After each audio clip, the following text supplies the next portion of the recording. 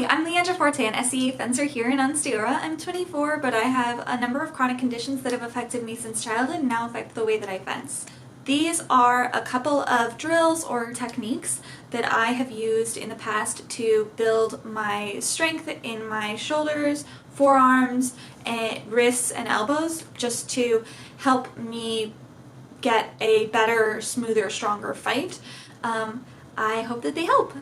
So as you may have noticed, if you watched my other video, a big thing for the way that I fence and the way that I drill is building on different steps. So I started by doing just all of my movements open hand in really slow motion, and then building up to different levels of weights. I wanted to jump in at the same level that everybody else was fighting at, but everybody else is a more experienced fighter and also didn't have joint problems or problems putting on muscle or whatever you won't have.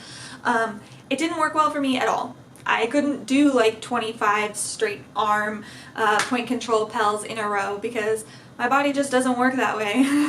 It was not a good starting place for me at all, and I felt really, really frustrated and like I was, weak and bad at everything, when in reality I just needed to start in a different place in order to get to that place.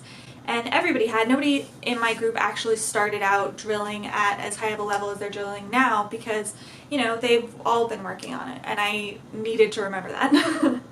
So just like in my other video, it's a lot about repetition and keeping things slow and controlled.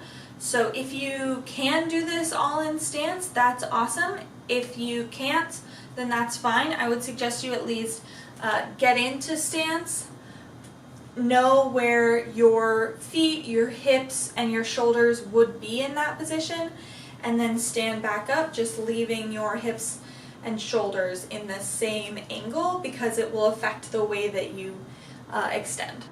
So we're going to come on guard with just your dominant fencing hand.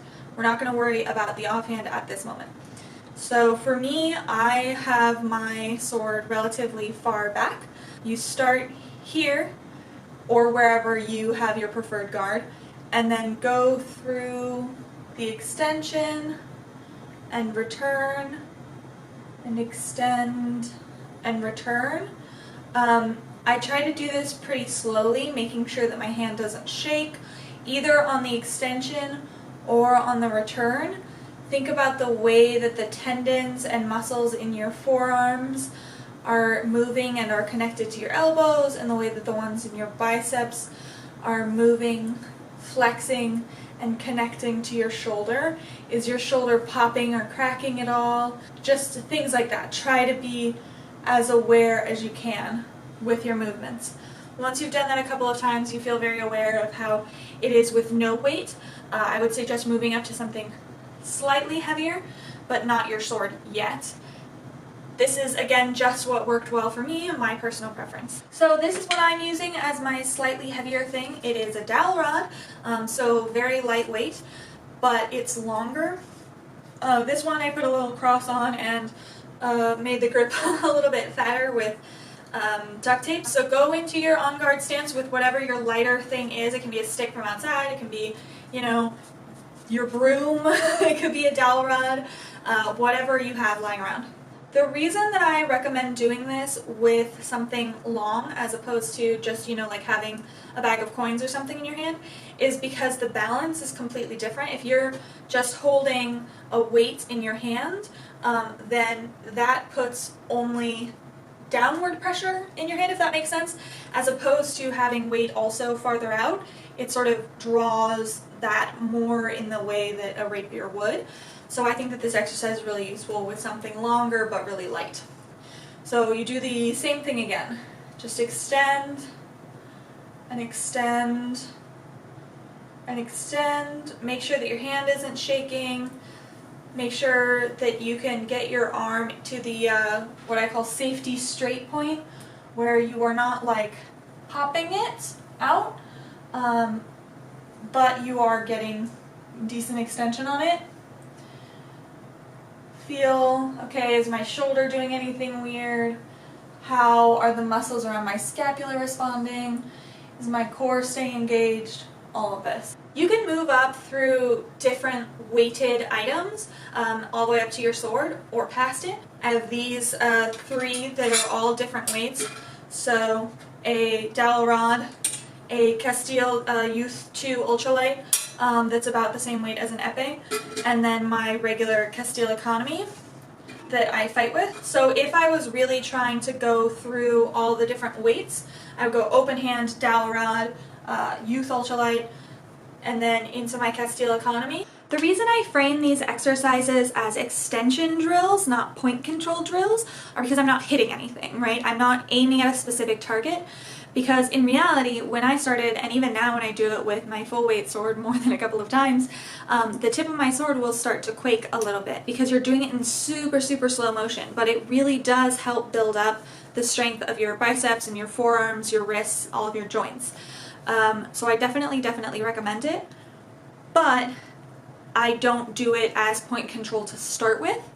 I make sure that I have the stability and the strength before I go to point control. Strength first and then precision, because once you have the strength, your movements will be smooth and precise and it will just give you that precision.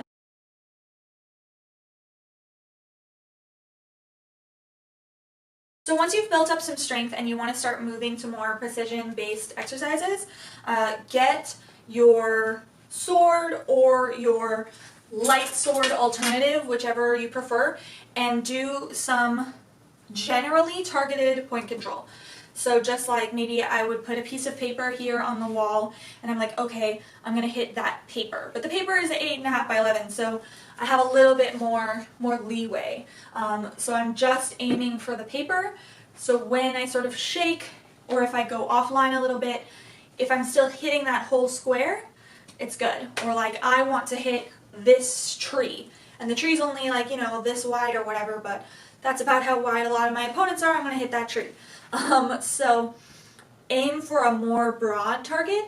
Once you feel comfortable and confident, especially in doing that controlled, then from there go to more precise targets.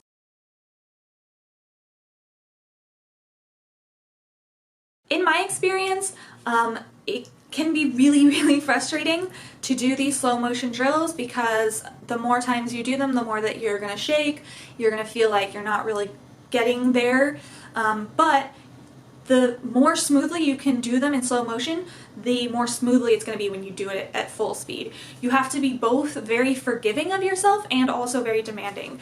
You have to be like, no, we're not done. I said I was going to do, 10 extensions at my sword weight at slow motion speed. So I'm going to do 10. I'm only at 8 now, just 2 more. And I think that that really helped me because I would get to the point where I'd get really frustrated. And even if like my technique wasn't getting super sloppy, I was just frustrated that I wasn't getting the result that I wanted. And I have to forgive myself for the fact that I'm not where I want to be yet and be demanding enough to ask myself to try just a little bit harder. Again, don't push yourself over the limit.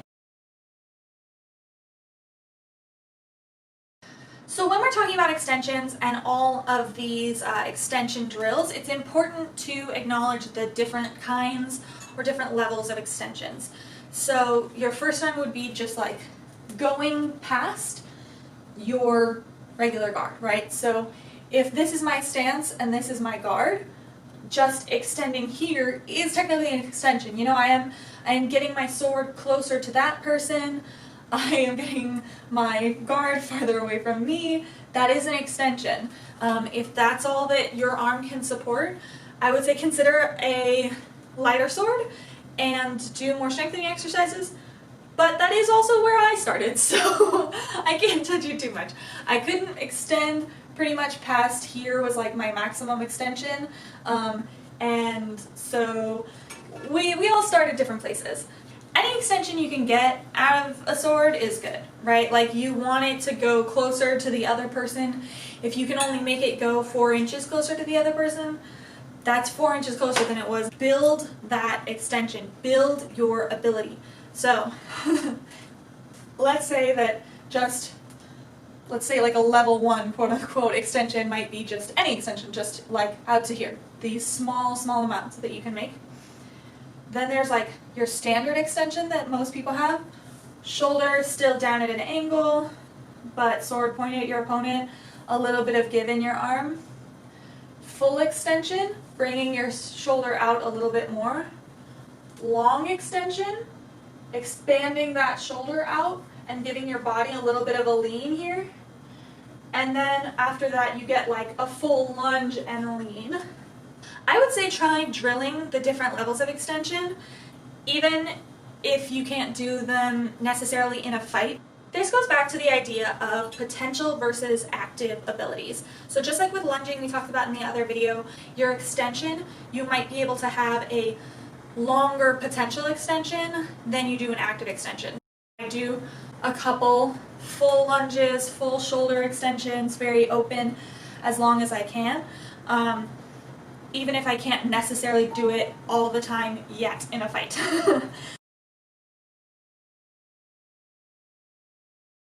So with an extension, there's a difference between just extending your arm and extending your body. You can extend your body without lunging. I would say try to make sure that you don't shift your weight too forward, because it'll put you off balance and you can put too much stress on all of the joints on your front side. But when you're doing a full open extension like I showed earlier, you want to be able to extend your body. So this is about as far as I can get in an extension without extending my body anymore, because my shoulder is still in the same place as it was before. Then you extend a little bit farther by just opening that shoulder and leaning a little bit. So that is a full lean open body extension out as far as I can without moving my feet. Always when I'm doing point control or extension drills, I try to think about letting the sword lead forward and flow forward as opposed to jamming it forward. So the idea is more like if there was a string tied to the end of your sword and it's pulling you forward point first versus me shoving it.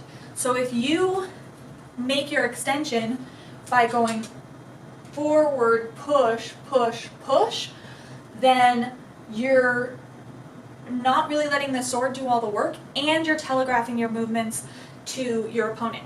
So if you were my opponent and I went like, okay, all right, here I go, bum. One, my body is way closer to you, way before my sword is close enough to hit you. You have a lot more opportunities on me. Two, you know I am about to extend for you because I am leaning into it before I move my sword. And so three, you have more or less an opportunity to attack me because you know, okay, look, she's doing that leany thing. She's going to hit me. I will parry that and hit her because she's in a more vulnerable position because she committed her whole body to that movement. So you want the initial action to come out of the tip of your sword. Let it flow. Next thing that moves is, you know, the forte, the guard. Your wrist, elbow extends, shoulder open, and boom. You don't want to shove the whole thing forward. You want it to flow out, tip, guard, wrist, elbow, shoulder, body. There are certainly times when it's nice to sort of trick somebody, make them think that you're going to make a big movement forward, but this is, all that I'm saying is this is general, my personal preferences of best practices, the way that I would suggest people doing that. Also, when people don't have the strength to support the sword that they're using, or to properly execute the flow of the motions, they have a tendency to cock their elbow back, because in your brain it says, okay, I'm not strong enough to just open up my arm, I need a little bit of extra help. I don't know why, that's just what your brain tells you. And so it's like, alright, there we go. This is the same thing as leading with your body. It tells your opponent what you're doing. It gives them an extra like full beat almost to hit you because you've told them what you're doing. I know this because I do this all the time. You can tell when I get fatigued during a fight because my sword starts feeling really heavy in my hand, and instead of just extend, it's extend. So watch out for cuffing your elbow. It's bad form. It's more likely to actually hurt your shoulder moving in that very jerky motion, and also it telegraphs it to your opponents.